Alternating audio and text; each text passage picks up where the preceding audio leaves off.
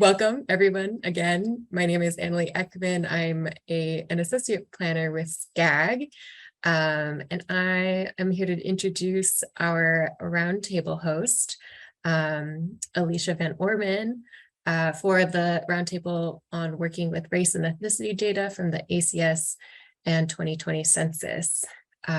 Alicia is a senior research associate at PRB and has more than 15 years of experience using survey and administrative data to analyze social and demographic trends. She provides project management, analytical, and research expertise from across multiple projects at PRB with a focus on child and family well-being. And she holds a PhD and a master's in science and sociology from the University of Wisconsin-Madison. Welcome, Alicia. I'll let you take it away. Great. Thank you, Annalie. So welcome, everyone. So I plan on having this roundtable be fairly informal. So I do have several slides that we can walk through just to kind of give some of the nuts and bolts of working with race and ethnicity data from the ACS and the census. And then we can just have some open discussion.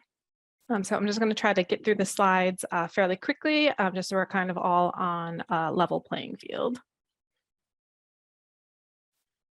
So the four main things that I will cover in today's presentation is I'll start just with a very brief importance of disaggregating data by race and ethnicities. And then I will talk about the changes in how race and ethnicity are measured in both the 2020 census and in the ACS, starting with 2020. I'll briefly go over some of the data products that are available so you can disaggregate your data by race and ethnicity, as well as some methodological and analytic challenges you may face. So as I'm sure everybody in this room knows, that disaggregating data by race and ethnicity is important because it provides a better understanding of the strengths, the needs, and quality of life across different groups of people.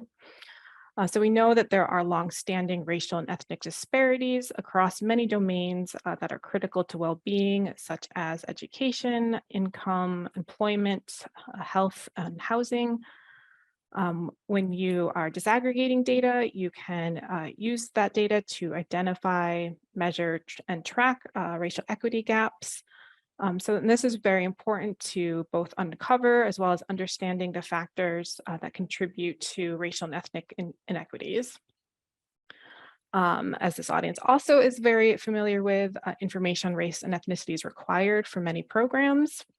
And it's key for developing public policies and better programs to meet the needs of the population. Another good thing of using data disaggregated by race and ethnicity is that you can also develop programs that can be more effective because they can be developed in ways that are sensitive to group differences. So I'm just going to start with just some very brief examples of different ways you can show disaggregated data. So here I'm showing that ACS as well as the census data is designed to show disaggregated data over several broad racial and ethnic categories. So in this example, say you're trying to understand more about the education credentials of the people living in your community. Here we can look at people ages 25 and older with a bachelor's degree or more. And so this is at the total US level here. So we can see that 35% of the total population ages 25 and older have at least a bachelor's degree.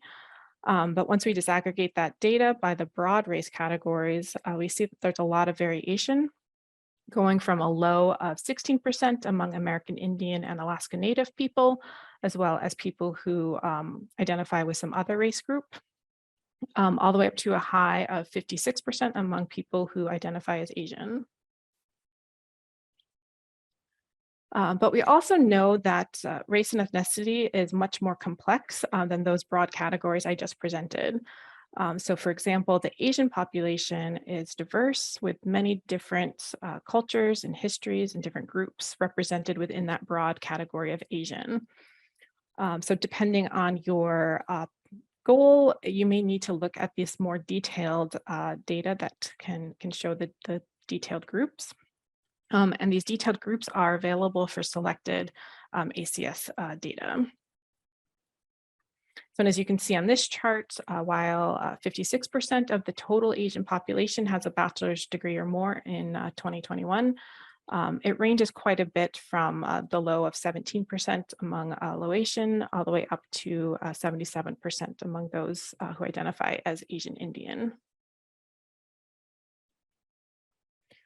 So how this data is collected, it starts off with the guidelines, the standards for race and ethnicity that came from OMB in 1997.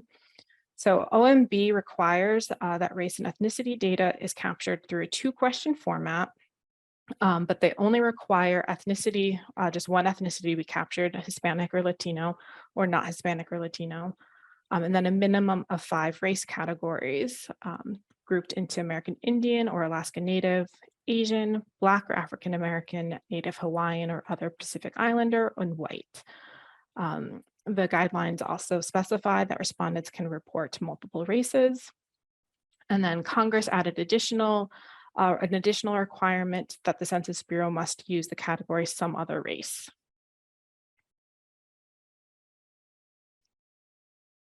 So following extensive expert research and recommendations, several improvements to the standard questions on Hispanic origin and race were introduced in 2020. These same changes were introduced into the in the ACS starting in 2020. So these changes impact both the question design, the data processing, as well as coding. The goal is to yield a more accurate portrait of how people self-identify their Hispanic origin and their race within that 2-question format. So specifically, the Hispanic origin question was improved by changing the instructions. It used to say print origin, for example, and it has been revised to print, for example. The example groups were also revised from being in a more alphabetical order to being in an order that's more representative of the largest Hispanic population groups, as well as a better representation of geographic diversity. The race question was also improved. So first, write-in response areas were added for the white and Black or African American racial categories. Though both of those racial categories were also given 6 examples for each of those categories. And then the examples that were given for other Asian or other Pacific Islander were updated to be more representative of the population. And then write instructions were also updated for the some other race category. So now I'm going to just talk very briefly about some of the data products that are available. I'm going to focus here on what's available for the ACS. And I'm going to focus on this simply because very little 2020 decennial data has been released. And the 2020 decennial data that has been released is only available in the broad race groups. And broad race groups, looking at the multiracial population, looking at some of the broad race groups in combination. So right now, you can't get a ton of data. But looking at the ACS, there are more options. So the first option is called the Selected Population Profile, or Table S0201. And this table provides a very broad overview of social, economic, housing, and demographic profiles. This table is available annually, and it's only available in the 1-year data set. So this means that if you're looking at a subgroup, the population threshold is 65,000 people.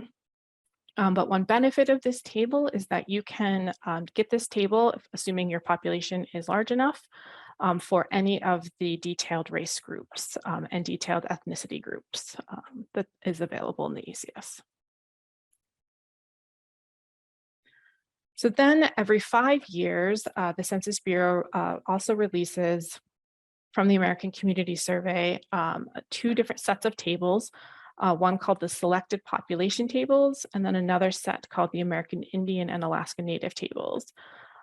These 2 sets of tables provide detailed statistics on the social, economic, and housing and demographic characteristics for hundreds of different races, tribal, Hispanic origin, and ancestry populations, and at numerous geographic levels.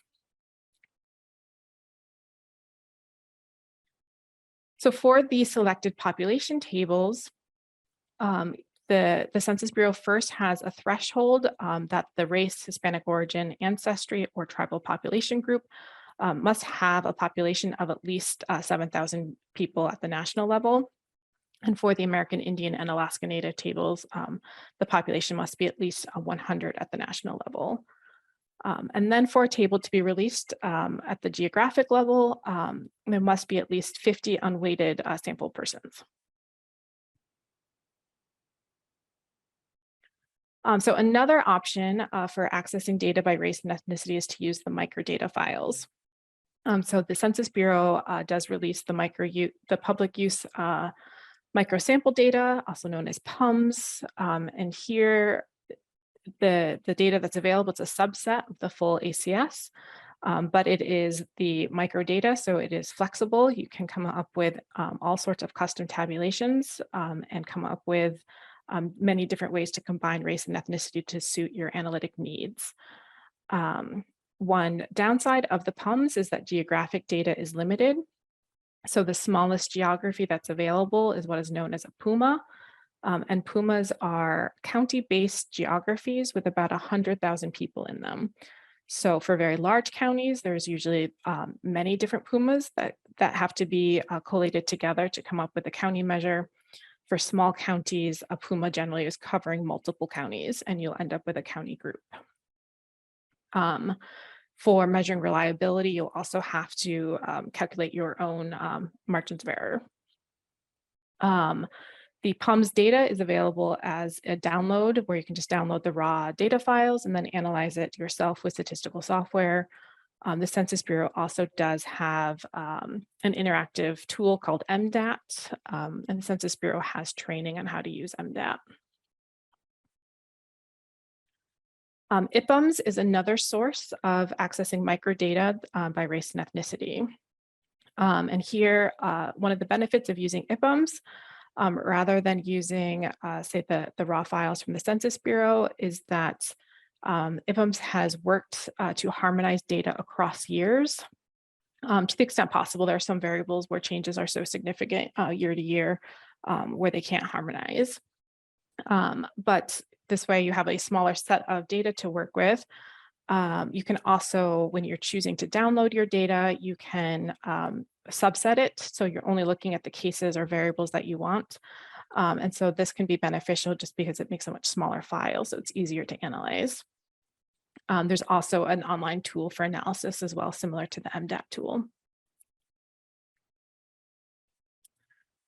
So one of the biggest challenges with, or not biggest challenges, but there are several methodological and analytic challenges to think about when you are working with data that's been disaggregated by race and ethnicity.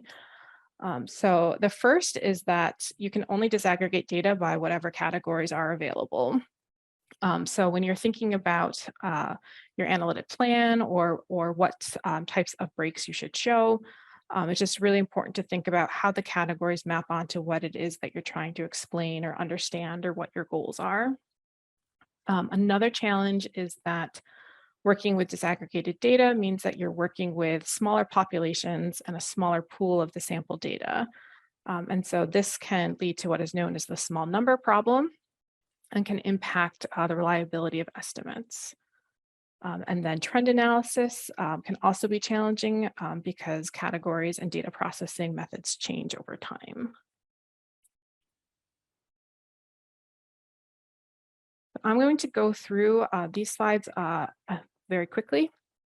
So working with small numbers, one of the biggest challenges is that you need to maintain confidentiality When you have smaller populations, it's easier to identify individuals. Because the Census Bureau is committed to keeping respondent information confidential, this limits what data the Census Bureau can release. And that's why there's such limited tables available. And then the second challenge is providing reliable estimates. And again, as I just said, smaller populations, it is more difficult to sample a representative population when you are working with a small population, and this can lead to more sampling variability.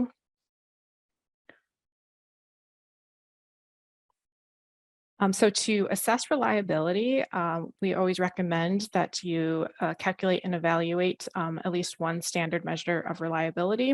So you can work with the measures that are based off of the standard error, such as the margin of error and the confidence interval, as well as the coefficient of variation. The Census Bureau does provide 90% margins of error for both numbers and percents on all published tables that come either from data.census.gov or other platforms where ACS data are available. When you're combining groups or calculating rates, you'll likely need to calculate your own margins of error. And the Census Bureau provides multiple places those formulas are available. One really handy place is in the handbook, Understanding and Using American Community Survey Data.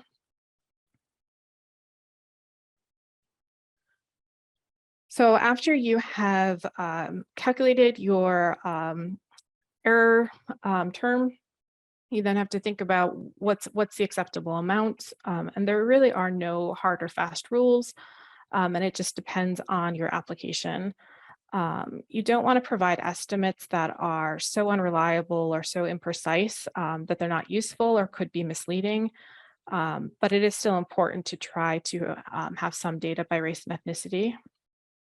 At PRB, for some of the projects that I manage, one rule of thumb that we use is to look at the width of the confidence interval. And there we're focused on confidence intervals that are less than 10 percentage points wide. We also sometimes use the coefficient of variation. And here we're looking at a coefficient of variations that are smaller than 30%, is generally the threshold that we use. So once you have a sense of what you're going to consider as a reliable estimate, if your estimates are reliable, you can go ahead and present them as is. I do frequently recommend presenting the reliability measure along with the estimate, if possible. But sometimes you also have borderline reliable estimates. So based on the thresholds I just discussed, you could have a coefficient of variation that's 35% or a confidence interval that is 12 percentage points wide. Those estimates can potentially be misleading because they don't have an accurate representation of the true population estimate. But in your application, it might be better to still show the data and just add a note that the estimate should be interpreted with caution. You can also do some work to aggregate your data so that you can increase the sample size. Similarly, if you have determined that your estimates are unreliable, one of the first things you can think about doing is aggregating to increase your sample size and thus increase your reliability. But you can also choose to suppress your estimates. And this suppressing estimates can sometimes be useful because it's a way to highlight that we don't know something and that we need more or better data.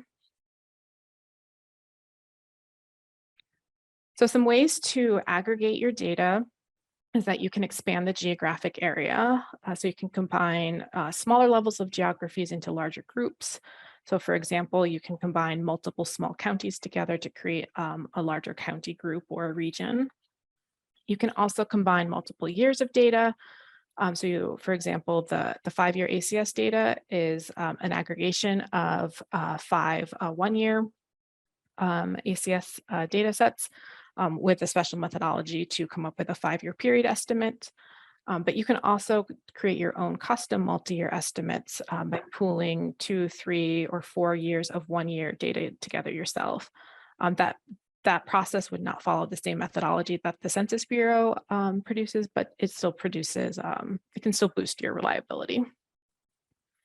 And then a third option is to collapse categories. And so there, rather than showing data for each racial or ethnic group, you can combine subpopulations together.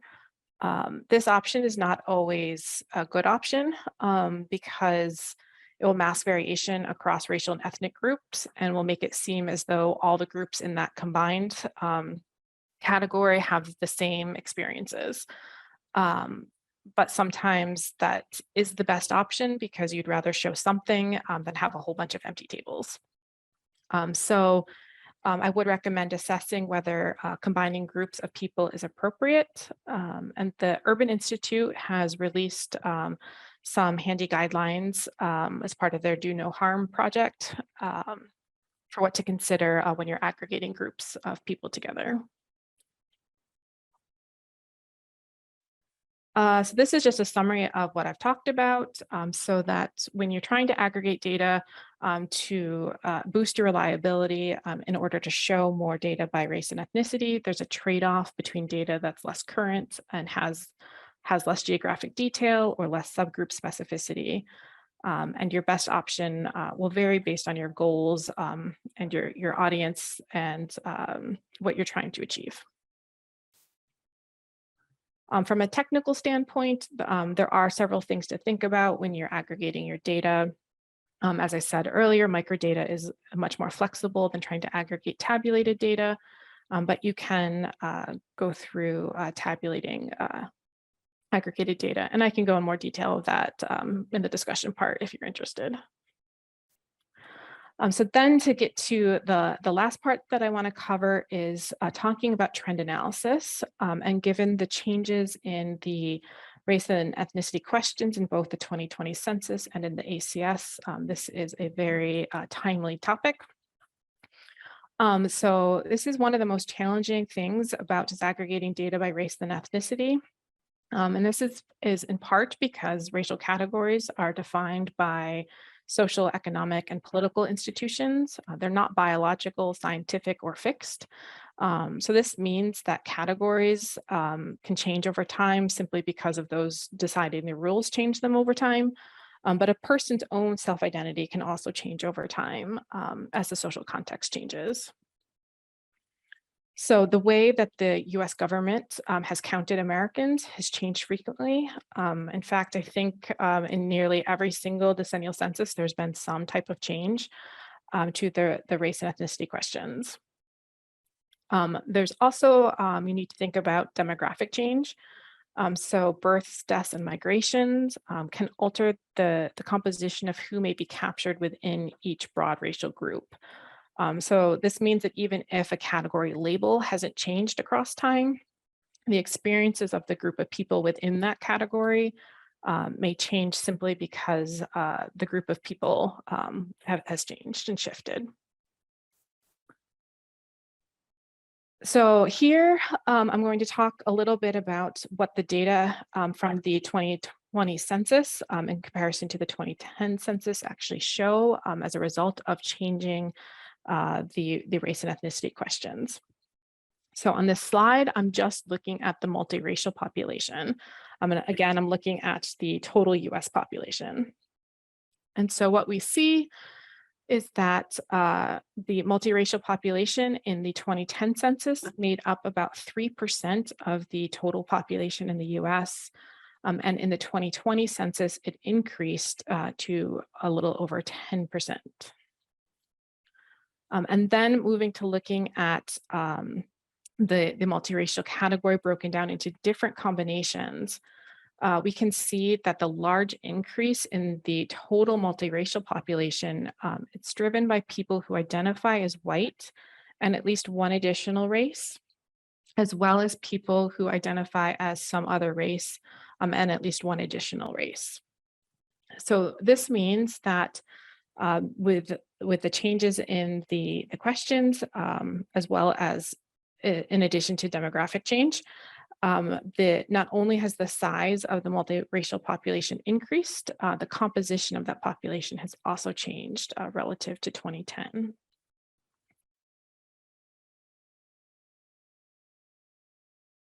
So these changes have important implications when you're analyzing trends using the ACS data. And this is because for two different reasons. One, that the new race and ethnicity questions and data processing were implemented starting with the 2020 ACS. The second is that the 2020 census results, they're used as part of the population controls for weighting the ACS data.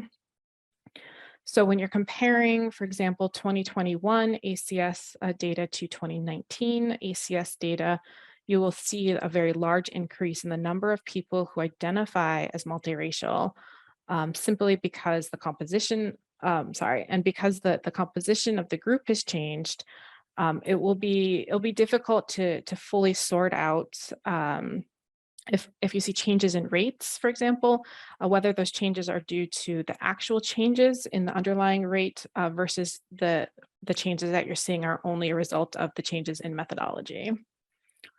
So for this reason, the Census Bureau has recommended comparing ACS data with the new race and ethnicity design to prior years with caution. So now just for two quick examples of what we're seeing when we're looking at ACS data across time. I'm going to turn back to that initial example of race and ethnicity, of looking at the share of the population with a bachelor's degree or more. This is again at the total US and the population ages 25 and older. So here we can see when we compare the 2019 ACS data to the 2021 ACS data, that there's a very modest increase in the total population. Most of the other race and ethnicity groups generally follow the same trend, except for the multiracial category. And here we see a very large decrease in the share of the population with a bachelor's degree. So this is counter to what you would expect and is likely due to the methodology changes. So another example is looking at the share of the population without health insurance. So here we see that the total population has generally been stable when you're comparing 2019 ACS data to 2021 ACS data. At about 9% of the total population does not have health insurance. Again, across the race groups, we're generally seeing a similar either stable or very small changes. But when you look at the multiracial category, there's a much larger change, and again, probably larger than what you would have expected. And this is in part due to the methodology change in the race and ethnicity questions. So you can do this exercise across many different ACS indicators. And the 2021 data just came out last week. So I think people are just now starting to dig into being able to do this, the comparison between 2019 and 2021. And so there's not a ton of information out about what people are finding, but just these couple examples are showing that the changes in the race and ethnicity questions do have pretty significant implications for trends by race. And so this is why the Census Bureau is recommending to compare with caution. So thank you.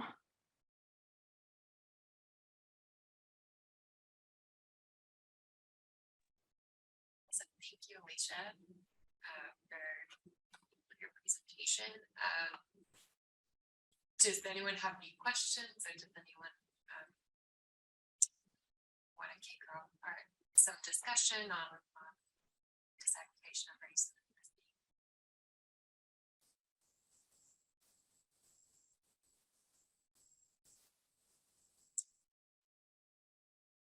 If not, I can. I know that this is. It seems like a constantly changing. You mentioned that like no, like the decennial census has not had the same race and ethnicity questions, and I received a notice the other day that the standards for race and ethnicity is changing, or OMB is considering revising that standard. And I'm wondering if do you know anything about this? And is this different than what you were talking about in terms of its change since between the last census? Yeah, so the Census Bureau has implemented changes. Again, I think I don't remember if it's been at every single census, but just about at every census. So it's a very normal thing to have to deal with these changes in categories. In 2015, the Census Bureau did a content test in preparation for the 2020 census, where they were actually testing a completely different way of capturing and measuring race and ethnicity data. And they were hoping to implement that new question into the 2020 census, but the administration declined. And so they instead made the improvements that they went ahead with instead. So for the OMB, considering changes, that is a totally separate process. And is something that the OMB has done, again, multiple times at a much larger time frame. Since 1997 was the last time they changed their standards. I don't know much about what they're considering. My guess is that it is similar to what the Census Bureau was proposing to use in the 2020 census, which is actually using a single question rather than a two question format, and being able to specifically pull out Middle Eastern and North African as a designated racial group. Interesting. Thanks for that context. We have a question in the chat from John. Do you want to, John, would you like to ask your question live, or do you want me to, I can read it also? Is John still here? Oh, yes. Oh, don't have mic and video. That's okay. I will read your question. Is there any thoughts, or are there any thoughts using genomics for better defining groups and separating biology and culture into separate categories? I mean, I very much come from a standpoint where race is a social construct, and so that there would be no way of using genomics to better define groups. But that is not an area of research I'm familiar with. Great. Any other questions from the group, or any of your thoughts on what we've heard?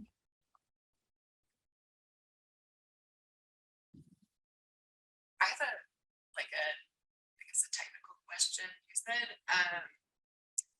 something about suppressing your estimates. And I'm wondering if you could clarify what that means. So if you're suppressing your estimates, you just wouldn't be showing it. So I don't have an example in the slide deck that I just showed, but if you were to go to the Annie Casey Foundation's Kids Count Data Center, or more specific to California, to the kidsdata.org site, you'll see that when we are disaggregating data by race and ethnicity, there will be lots of S's. And it just means that we've determined that while data exists for that group or that geography, that the confidence interval around those estimates is just so big that it doesn't make any sense to show the data. So like you could have, for example, you could have a data point of like 20% of kids are of a certain racial ethnic group are living in poverty. But if your confidence interval is going from like 10% all the way up to 30%, for example, so a 20 percentage point estimate, and so your true population value, 90% of the time would be capturing within that range. It's kind of like, how useful is having that big of a window or a range of possible values. So it's more of a kind of thinking through, if there's that much error around your estimate, is it more problematic to show it and have it be used incorrectly? And so it might be better to suppress it instead. Right.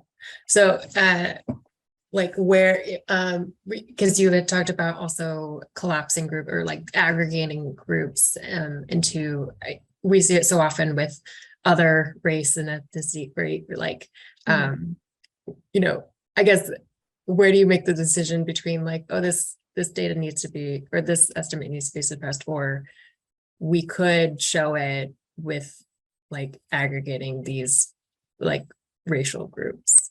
I Or, think, you know. yeah, I mean, it really depends on your goals. Right. So there are different viewpoints about how to present data by race and ethnicity, and being sensitive to group differences. So one philosophy is that you want to make sure if you are pooling groups of people together that they've had a similar experience, or that people from that group would say, yeah, group us all together, that makes sense. And that's a way to be very sensitive to that group of people, and to make sure you're representing that group of people well. Mm. That come to the downside of that. To do that, you need really fine-grained data, and you need very reliable data, and that's not always possible. So it may be, for whatever purpose you are, it is better to group people together. So it really requires just really thinking through like what you're trying to show, what your goals are, what groups of people you're working with. So there's a lot more than just saying, I'm just going to disaggregate my data and these are the groups available to me, and to just kind of go forth with it. I think there's some other things to consider. Right. Great. We have another question in the chat from Tina. Tina, are you with us and would like to voice your question? Hi, yeah, I'm here. I'm very, very familiar with ACS data and other census data, but I'm curious if you have any information on any new topics that might be coming out with the ACS that will have data disaggregated by race and ethnicity, by those categories. I don't think there'll be any new content. So the that special, or the selected population profile that comes out every year, I don't think that they made any changes to that table this year. So what could be new is if, based on the way that the race and ethnicity questions were asked, it's possible that there are new race groups that are available that weren't available in previous years, simply because there's now enough people in them. So it's possible that there are groups you could get that you couldn't get before. The other content that will be coming out, the Census Bureau does not have, they've not released specific plans about this yet, but the tables that come out every 5 years, the selected population tables and the American Indian Native tribal tables, those will be coming out hopefully in spring of 2023. The Census Bureau hasn't decided what data that they're going to use. Typically, they would that those data products would be based on the 2016 to 2020 data, since they're released every 5 years. But I did learn yesterday that they are thinking about using the 2017 to 2021 data that will be coming out this December. But I don't know, since they haven't released exactly what tables are going to be in those packages, I don't know if there will be any new content, or if it will just be a replication of the prior years. Okay, thank you.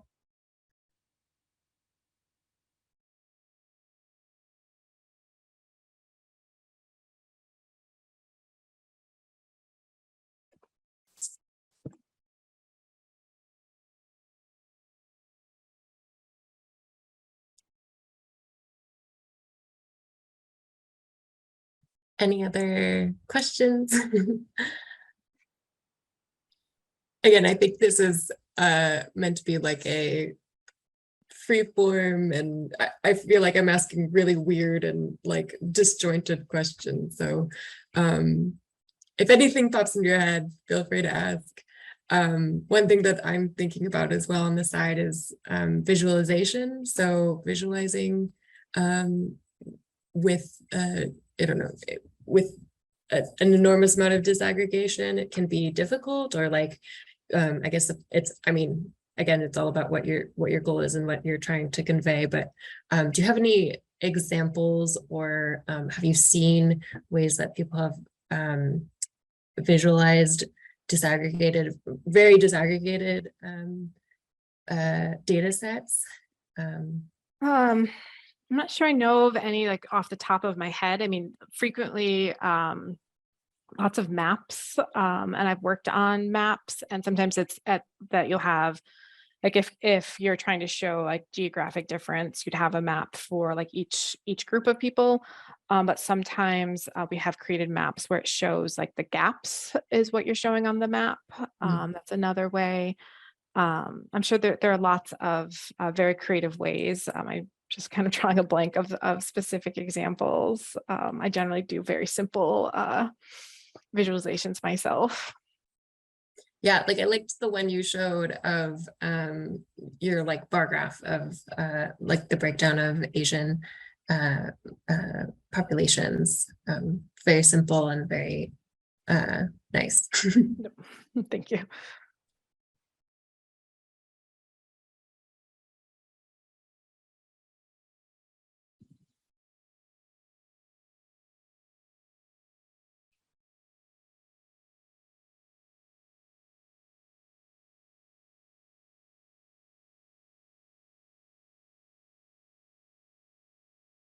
I'm trying to make space in case anyone has any questions or thoughts even. Is anyone working specific on any projects that they're, that are like that they're thinking about how to disaggregate race and ethnicity in their work? And yeah, if you have an example of something you're trying to do, feel free to share that as well. I don't know, Alicia, are you working on anything in particular right now that involves? At PRB, one of the projects I manage is the Kids Count portfolio that we work on for the Annie Casey Foundation. And so there, one of the goals for that project is to show as much data disaggregated by race and ethnicity as possible. That project is, at least my role in the project is at the national and state level. And so our goal there is to show, or the decisions that we made. So for this specific project, the decision was made to show just the broad race categories, because even across states, many of the broad race groups are very small, especially in smaller states. And so we just focus on making sure that there's at least some representation in all states. And we also update the data annually. So that does limit us to what we're showing, but that's kind of the trade-off we made is we will show the broad groups every year, knowing that a lot of data will be suppressed because it's not reliable. But that way there's at least something out there. At the sub-state level, the Kids Count work does also try to disaggregate data by race and ethnicity, and there's more flexibility based on what the population looks like within each state. And so every single Kids Count state office has a different approach to how they break out data by race and ethnicity. But overall, it is a goal of the organization and a goal of the project to make sure that we can measure and track racial inequities. That's awesome.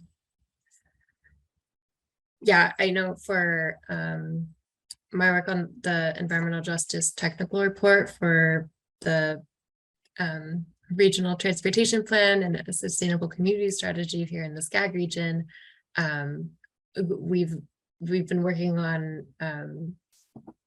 adding racial ethnic disaggregation to every single component of that, and which we don't always have the data for it. So it's like, or we don't always, yeah, the connection between race and ethnicity and whatever the element isn't immediately connected. So we're trying to, we have like a also a goal to make that a priority in this report. And so one of the things is the share of transportation usage. So we're using National Household Travel Survey data to understand who is traveling and who is using each of the modes of transportation. So, which is, I don't know, something a little bit different from what you're doing, but yeah. Yeah, I think that there are other examples of where people have used ACS data, because you can at least get at the very basic demographic level. You can look at small geographic areas disaggregated into age, sex, and race and ethnicity, and can get that to have some type of a sense to apply those population demographic characteristics to whatever other data source you have. There are techniques to kind of combine those data sources together to get some type of a sense of different things, and how you actually go about doing that type of estimation varies across context. So I'm not going to go into the details, but there are ways to kind of combine these very different types of data and different ways that things have been measured. Yeah, I think we mostly, I mean, thinking about it in terms of like, where does someone live? So I mean, obviously the data from ACS is household. So like, for instance, I'm thinking about like traffic collisions, and we often have a hard time connecting like where the collision happens versus the race and ethnicity of the person in the collision. And so there's other issues with that data, but like we struggle because it's not connected in that. So you're not really connected to where, or necessarily getting in a collision where you're living, although it is a higher likelihood that you are. But yeah, that sort of connection is missed. Yeah.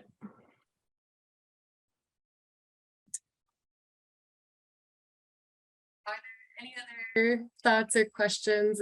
I don't know if this is helpful discussion for everyone. I'm also unsure of like who's in our audience. So if you have work that's relevant to Alicia's work, or please feel free to share.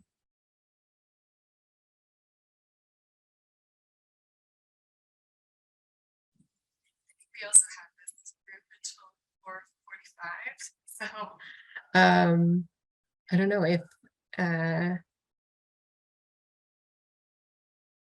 there's no other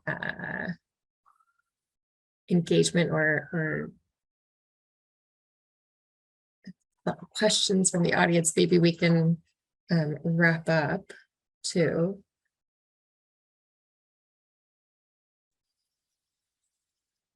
I know it's getting late for Alicia because she's on Pennsylvania time. So yeah, if there are no other questions, thank you so much, Alicia, for being here, for spending your valuable time with us, and also your valuable knowledge. And thank you to all of our participants here for joining us for the demographic workshop.